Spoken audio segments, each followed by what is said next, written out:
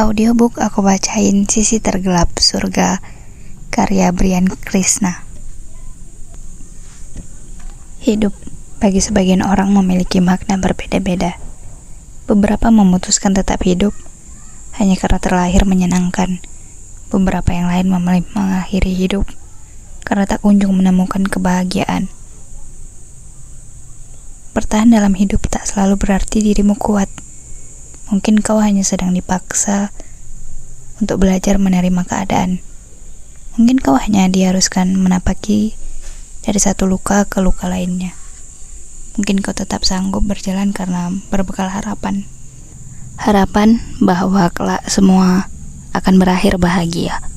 Pasti kelak kau akan tersadar kota ini begitu piawai melahirkan harapan-harapan dan piawai juga mengubahnya menjadi kekecewaan.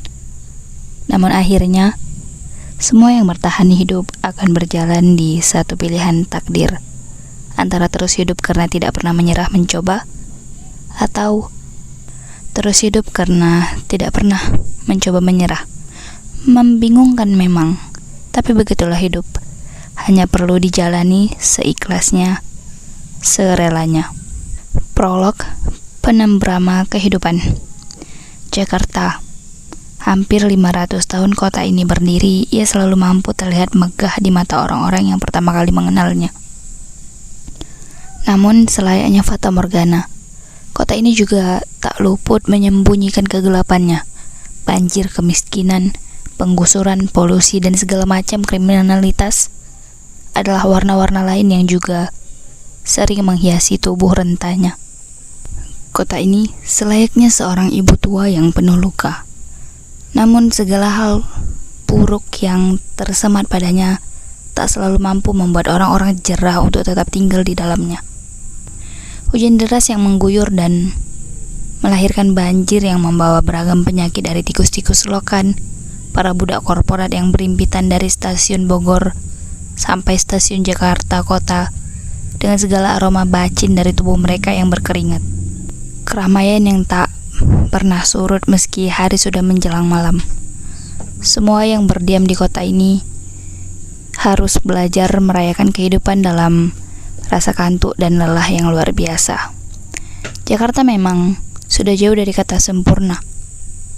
Pelecehan seksual di jembatan layang, tukang todong di mikrolet, tukang parkir yang tak pernah memberi uang kembalian, juga segala pungutan-pungutan liar masih bisa dijumpai di kota ini. Jika kita melihat lebih dekat, di balik gemerlap dan megahnya gedung-gedung tinggi yang menjulang, terdapat kampung-kampung kumuh tempat para pramuria, manusia kardus, pengemis, gelandangan dan semua yang bergeliat mencoba bertahan hidup. Sebuah tempat yang kerap luput dari pandangan banyak orang. Rumah-rumah papan yang penuh dengan tambalan, baju-baju yang dijemur di sembarangan, kamar mandi pesing dan senyum getir dari warga yang tinggal di dalamnya. Di sana, ada manusia-manusia yang entah bagaimana caranya harus terus berjuang hidup dari hari ke hari tanpa jaminan bahwa masa depan bisa jauh lebih baik. Gimana rasanya nikah sama orang yang gak kamu cintai? Rini, gadis mungil berumur 25 tahun dengan raut wajah kikuk serta rambut yang ia ikat dengan asal ke belakang, tiba-tiba melayangkan pertanyaan pada Yuyun, mantan teman mengajinya dulu. Gak usah aneh-aneh pertanyaan lo. Yuyun menjawab cepat, seakan memberi syarat untuk tidak membahas hal itu lebih panjang.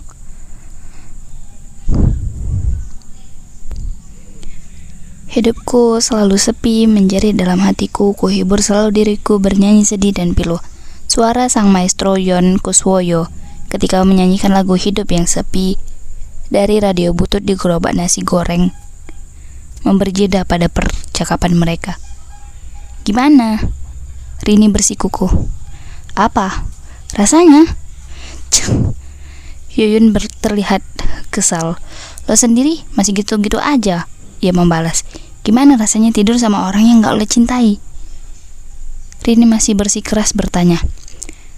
Yuyun acuh tak acuh lalu mengambil autan saset. Ia menggigit ujungnya dan mengoleskannya di lengan. Tanya sama diri lo sendiri aja lah. Bukannya lo lebih pengalaman kalau soal itu. Yuyun mengoper autan saset yang tinggal setengah.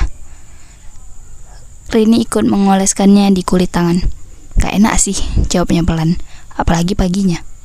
Yuyun hanya angguk-angguk. Tapi setidaknya aku gak terikat, Yun. Halah, ganti topik deh, males gue bahas ginian. Jam 9:30 malam tadi, Yuyun mengajak Rini jajan ke minimarket di depan. Sekarang sudah jam 10 dan mereka berdua memilih duduk di warung tenda nasi goreng menunggu pesanan matang. Harusnya Yuyun sudah di rumah, tapi ia memilih mengulur waktu di sini seakan pulang adalah neraka yang menunggunya. Di minimarket tadi Yuyun tak jajan banyak, hanya ada 3 benda di kreseknya. 1 tespek, 1 renceng autan saset, dan sebotol Kiranti.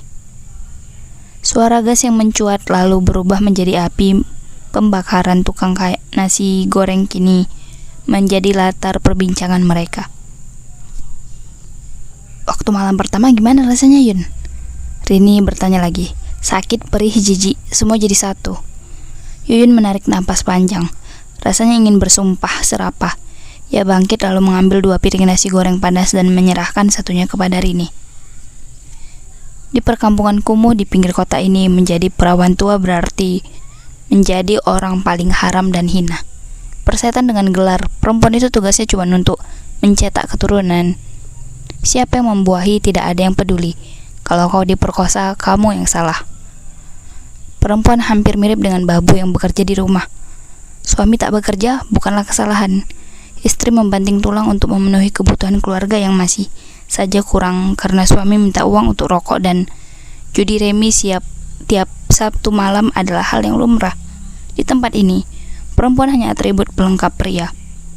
Yuyun adalah salah satunya. Umur yang sudah kepala 3 membuatnya mau tak mau menikahi seseorang yang tak ia kenal sebelumnya. Semua demi apa? Demi menutup mulut orang-orang di kampung di sini. Bagaimana perasaan Yuyun setelah itu? Tak ada yang peduli. Pernikahan tak lebih seperti perlontaian sah di mata negara. Senggama gratis tanpa batas dan tanpa biaya. Sebenarnya sulit bagi wanita semerdeka Yuyun membayangkan harus hidup bersama satu orang yang sama sekali bertahun-tahun, yang sama selama bertahun-tahun. Tiap hari melihat wajah yang itu-itu saja, pikirnya, apa bedanya pernikahan dengan penjara? Penjara adalah lembaga untuk mengurung secara paksa, sedangkan pernikahan adalah sesuatu yang sakral dan suci di mata agama dan masyarakat. Namun, kenapa seringkali penjara dan pernikahan menjadi 2 hal yang terasa mirip? Sama-sama membumi hanguskan kemerdekaan manusia.